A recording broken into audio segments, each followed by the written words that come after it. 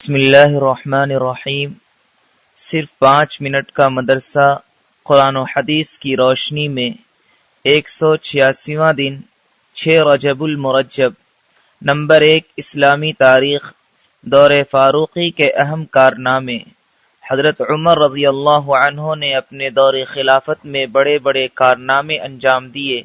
انہوں نے باضابطہ طریقے پر بیت المال کا نظام قائم کیے، ملکی پیمائش کا انتظام کیے، مردم شماری کرائی، جیل خانے قائم کیے، فوج کے لیے دفتری نظام بنائے، راتوں کو گشت کر کے رعایا کے حال سے باخبر رہنے کا طریقہ نکالے، بے روزگار لوگوں کے لیے وظیفے مقرر کیے، جگہ جگہ نہریں کھدوائی، نماز تراویح کو جماعت کے ساتھ پڑھنے کا اہتمام کیے۔ اسلام سے پہلے دریائے نیل ہر سال سوکھ جاتا تھا۔ مصر والوں کا عقیدہ تھا کہ ایک کنواری لڑکی کی بلی کے بغیر دریائے نیل جاری نہیں ہوتا۔ جب مسلمانوں نے مصر فتح کیا اور اس کی خبر گورنر حضرت عمرو بن عاص رضی اللہ عنہ کو ہوئی تو انہوں نے فرمایا کہ اسلام میں یہ ہرگز نہیں ہو سکتا۔ پھر انہوں نے حضرت عمر رضی اللہ عنہ کو اس کی اطلاع دی۔ حضرت عمر رضی اللہ عنہ نے دریائے نیل کے نام یہ خط لکھا: اے دریائے نیل، اگر تو اپنی مرضی سے چلتا ہے تو مت چل، اور اگر تجھے اللہ واحد قہار چلاتے ہیں تو ہم اس سے ہی سوال کرتے ہیں کہ وہ تجھے چلا دے۔ چنانچہ یہ پرچہ دریائے نیل میں ڈال دیا گیا۔ دوسرے ہی دن دریائے نیل پانی سے بھر گیا۔ اس دن سے آج تک دریائے نیل مسلسل جاری ہے۔ اس کے علاوہ بھی آپ کے بہت ساری خدمات اور کارنامے تاریخ کے صفحات پر محفوظ ہیں۔ نمبر 2، حضور صلی اللہ علیہ وسلم کا معجزہ، گھی میں برکت۔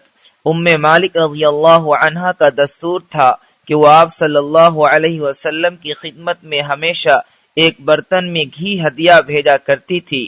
جب ان کے بچے سالن مانگتے اور گھر میں نہ ہوتا تو وہ اس برتن کو جس میں آپ صلی اللہ علیہ وسلم کی خدمت میں گھی بیچتی تھی اٹھا لاتی اور اس میں سے بقدر ضرورت گھی نکل آتا۔ ایک دن انہوں نے اس برتن کو بالکل خالی کر لیا تو گھی نکلنا ختم ہو گیا۔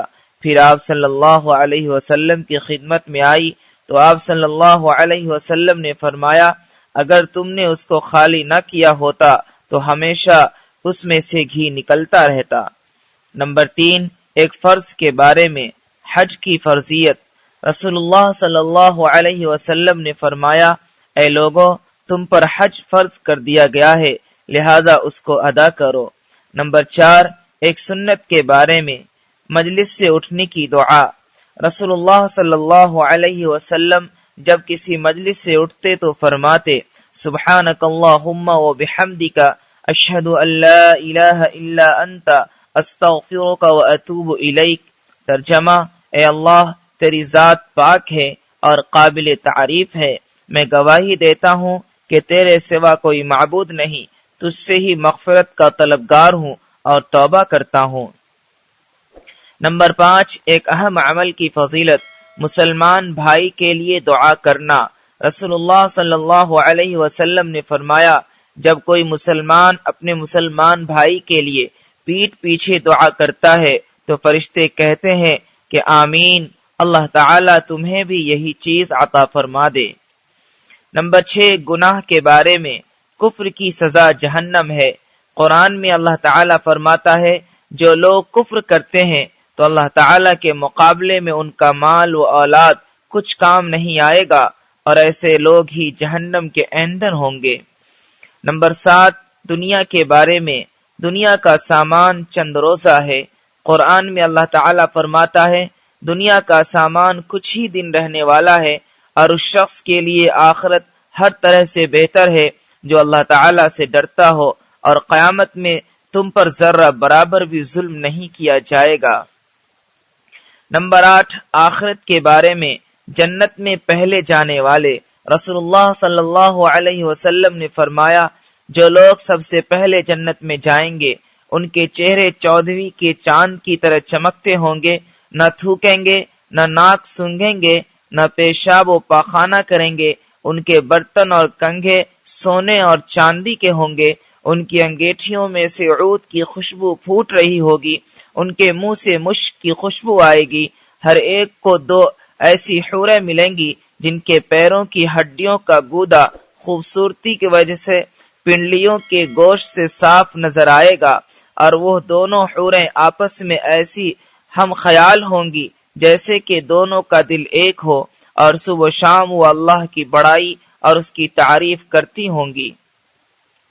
نمبر 9، طب نبوی سے علاج، نظر بد کا علاج۔ حضرت عائشہ رضی اللہ عنہا فرماتی ہیں جس کی نظر لگی ہو اس سے وضو کرایا جائے، پھر اسی پانی سے وہ شخص جس کو نظر لگی ہے غسل کرے۔ نمبر 10، نبی صلی اللہ علیہ وسلم کی نصیحت۔ رسول اللہ صلی اللہ علیہ وسلم نے فرمایا، ایک دوسرے کو ہدیہ دیا کرو، ہدیہ دلوں کی رنجش کو دور کرتا ہے، اور کوئی پڑوسن اپنے پڑوسن کے ہدیہ کو حقیر نہ سمجھے، اگرچہ وہ بکری کی کھر کا ایک ٹکڑا ہی کیوں نہ ہو۔